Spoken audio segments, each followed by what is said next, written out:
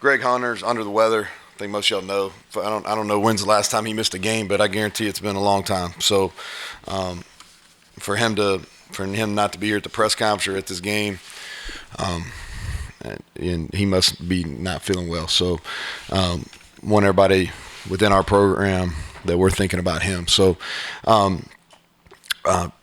talked to Tony Caridi on the radio on Tuesday night, and he said, okay, what's it going to come down to? And I really felt like it was going to be three things: turnover margin, which we won, who could establish a run game, which we did, and then scoring touchdowns in the red zone, which we did good enough. And so I think that's the story of the game. I'm proud of our group, our team. We overcame adversity, and I said this after Virginia Tech, and I'll say it again. I think the demise is kind of getting ahead of itself. We won 3 of 4. This league's going to be wide open. There's a bunch of really good football teams. That team just won the Big 12 championship last year, and they got a bunch of guys back. And they handled us pretty quickly, or pretty good last year, and our guys came back. And there was plenty of times the game was 17-7, and then coming out in the second half, we got behind 2, and our guys just showed a lot of grit. And we got a team, defensively, we gave up, some yardage, we gave up some plays, but we also lost 4 guys during the game, that were out for the game. And we had some guys come in and make plays, and we forced turnovers, and which is huge. We came back in those 2 last drives of regulation, not counting the last one, but I guess the second and third last drives of regulation. We get a turnover and kick a field goal, and those are really productive. Like, we'll grow from that. And so, and then offensively, I felt like we were pretty good all year. And I've said that. Felt like we were pretty good. Like, those guys are good on defense. They're really good on defense. And you'll see it. It'll play out the rest of the year that they're pretty good on defense. We had 74 plays for 500 yards. We ran the ball for 217. Like, we controlled the line of scrimmage. And they've got a top-round pick that plays on the D-line. And their front 6 is really good. And our receivers, which we, whenever we played last – we sit here and talked about drops. They might have made a bunch of plays tonight. So let's make sure we talk about that. There was a bunch of contested catches. There was a bunch of passes behind them, and they made a bunch of plays. And so I sit here and talked about the drops last week. I'm going to talk about them making plays, and they're growing up.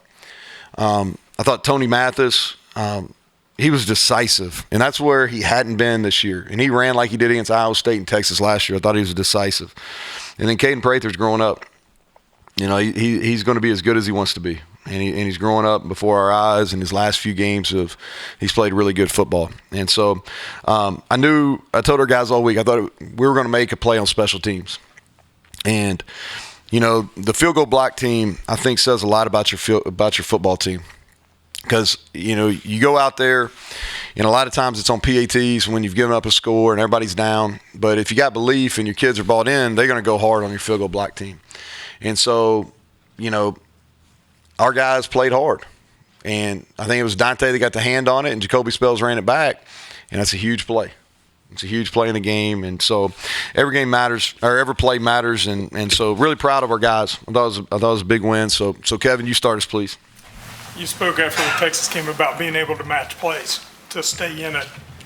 Obviously, you were able to do that tonight. Did that give you confidence during the game, even when things went against you a little bit, that, hey, we're doing what we need to do? Yeah, I thought the biggest play of the game was the fumble recovery that got returned. I think it was 17-7 at that point. And offensively in the first half, we didn't play great. But and listen, I have a lot of respect for Baylor, but it wasn't anything that Baylor necessarily did. We were going to go for it. We had 2 downs. We ran the ball on 3rd and 3, and we got stuffed. And really, we just miscommunicated up front. We should have gone out to the blitz. And worst case scenario, if we went out to the blitz, it's 4th and 1 or 4th and 2. We're going to go for it at that point. So we kind of shot ourselves in the foot there. Then JT missed a signal on a 2nd down on the next drive, and on a 2nd down play, and we get into 3rd and long, we don't convert. And so that's how it got to 17-7. And so and all we've been stressing, on defense, we got to get better, right? I mean, I think everybody understands that we got to get better. Now, we played better in the fourth quarter, but my message to them is if we'll just continue to play hard, good things will happen. Like, things have a funny way to even and out, all right?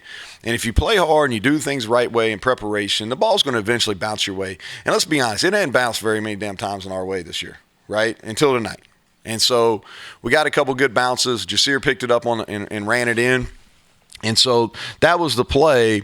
And then I felt like once we got going offensively, I felt like we could make enough plays. And that proved true. JT tried to make it interesting there with the interception late, but we got it done.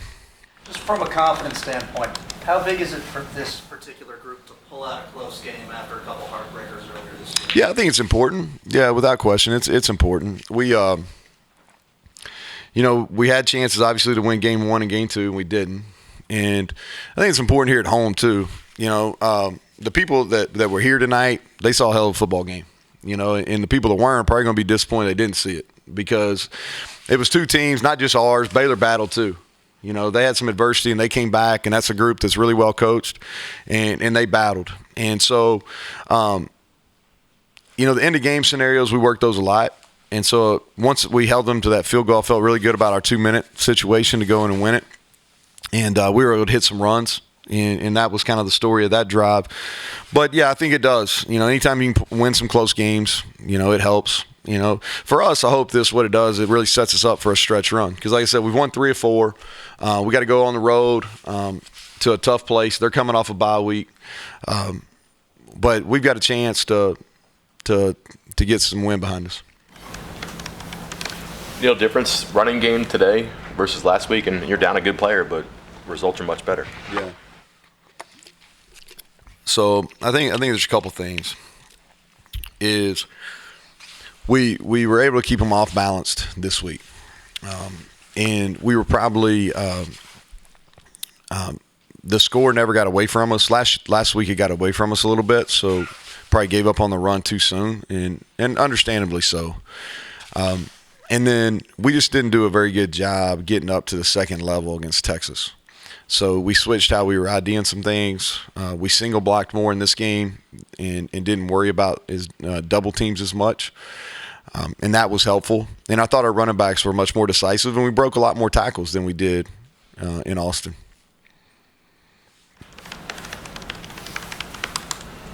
They had a lot of success on chunk pass plays over the middle. Just what did you see on some of those breakdowns, and would you like to see your guys be more aggressive on those routes? Yeah, we would rather not give up. I don't think this is earth-shattering. We'd rather not give up deep pass plays, regardless down the middle or on the sidelines at all. All right, so what they were doing is they did a pretty good – they did a really good job. They were clearing and bringing a dig under, and that was affecting us in the first half. And then, we lost to Rashad Ajayi at some point during the second quarter. We lost McCormick in the first quarter, I believe, and then we lost Wilson Lamp in the third quarter. And so, we were down to, we moved Ruffin back. He was playing safety all week. He didn't practice at corner, so he came in and gave us some snaps there. But some of it was scheme, and some of us we got to drive on the ball. And a couple of those weren't on the secondary. The linebackers weren't underneath the dig like they should have been. In addition to just numbers that you're limited on, does that also limit what you can call, what you can do? Do you have to play a little bit more base when you're down? Yeah, you can't be as aggressive, Kevin. Yeah, you can't. Yeah, we a couple third downs, we came after him. But you can't be as aggressive. You got to stay in your two safeties. And what you want to do is you want to bend but not necessarily break. And they're talented on offense too. Blake Shapen's a good player. I hope he's fine. I didn't see him go down. I hope he's okay. You hate to see those type of plays. He's a really good player. They got good skill. Their O-line's a veteran group. I thought we played the run reasonably well against those guys. Coming into the game, we knew they were going to hit some passes. We hoped we were going to tackle a little better, and they wouldn't be catching runs. That's what we've got to really clean up. Elaborate a little more on the breakthrough in terms of Yeah, ceiling for him. well, he's got a really good skill set. First of all, he's got size. He's almost 6'3". He's 210-ish. He runs really well. He's got good ball skills. And for him, it's really about just kind of maturing as a person and as a player. He's starting to put it together. The first game didn't go the way he wanted to. And I think that was kind of a wake-up call for him that, hey, I've got to practice better. I've got to prepare body and mind better, and I got to be emotionally ready for the games. And since then, he's played at a high level. You go back, and he made a bunch of big plays versus Kansas, repeated that against Virginia Tech. He probably played the best of the group at Texas.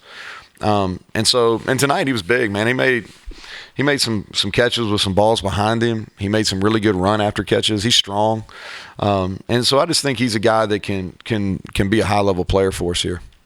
Justin Johnson made a couple big plays tonight, ran well, and broke a couple tackles there in that one touchdown. What did you see from him, and how did his role play in this game? Yeah, I really think I'll go back. Game 1 didn't go the way he wanted to, but I think he's done a nice job for us all year. I thought he and Tony both kind of they probably had both of those guys probably had their best week of practices over the bye week and into Baylor prep, and it showed today. He's really good at setting up runs. He's probably our most patient guy, and he does a really good job of playing off the linebackers, what Chad coaches him to do. And I thought he had one where he fell down, but the rest of the time, man, I thought he was really good. Hey, Neal, the bounces, it seems silly, but there are indicators that sooner or later things are going to go your way, and the punt right away ends up in your hands. Some of the fumbles end up in your hands too. I mean, you're right, it's a law of averages maybe, but do you think people buy into that until they see it? Yeah, so I think that that's the only way you can deal about it, and I just believe that, Mike, and we can say, hey, maybe it's cheesy or whatever. I just can't help but believe that if you continue to do the right thing, you treat people the right way, you work as hard as you possibly can, I'm talking about staff and players, then eventually good things are going to happen. And so, hey, I've believed all year I think we have a good football team. And we really played a bad half as a football team against Texas the first half. That was a bad half. But the rest of the time, we haven't been great on defense. But we've been opportunistic at times. We've played offense at a high level, all but the first half versus Texas. And we've had chances in the other two games we lost. And there was some really weird things that happened in both those losses. All right. Now, we lost the game, and Pitt and Kansas won those games, okay? But there were some things that I've been doing this for 20-plus years, and there's some things that happened in those two games that I've never experienced before. And so did we get a couple bounces tonight? Yeah, we did. The ball that Preston should have on the punt, it bounced right back up to him. But you know what? The kid's busted his ass here for a long time, and he's made a bunch of plays in practice, and he's kind of paid the price. The fumble, I think fumbles happen for a couple reasons. You really work it, and we work takeaways every single day wearing pads. We worked the heck out of pursuit because that's the thing that I was really disappointed in versus Texas more than anything. I can get over the big plays. I can get over that stuff, but we got to run to the football. And when you run to the football, all right, and the ball's on the ground, you get it. And we did that, And so, I just think that's – and I've been selling that to the kids. And I've been selling it to the kids, and it's something that I believe with every ounce of my being. Okay, thanks, Coach. All right, thank you all. Appreciate it.